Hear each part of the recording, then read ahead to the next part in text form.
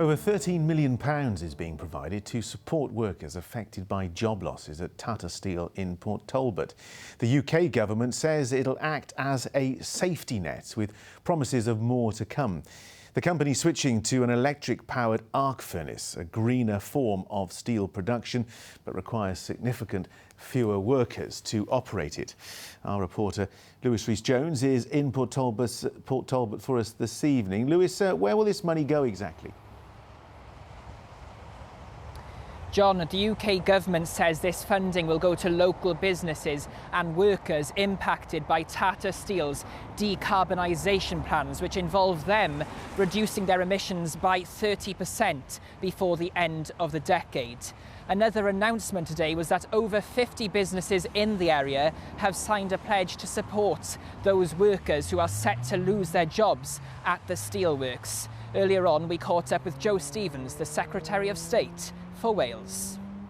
Before the election, we pledged a Green Steel Fund of £2.5 billion, plus the £500 million earmarked by the previous government. And we want to see steelmaking growing in Wales, investment in the future. We've got great opportunities here, floating offshore wind, the port of Port Talbot as well, to expand that. So, there are going to be jobs here, and we want to make sure that as many people stay in the area and are able to take up those jobs. Lewis, uncertain times, just remind us of what happens next.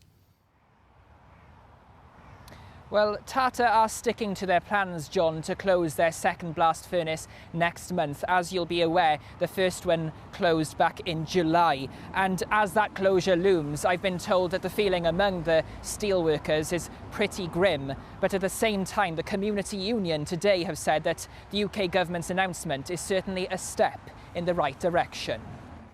We have to remain optimistic. I think as unions, as the company, we have to do everything that we can to protect people and get people into alternative work. I still don't believe that people should be going from here, mate. There were alternative proposals. They turned those down because they weren't economically viable in the short term. But our main priority is to protect people.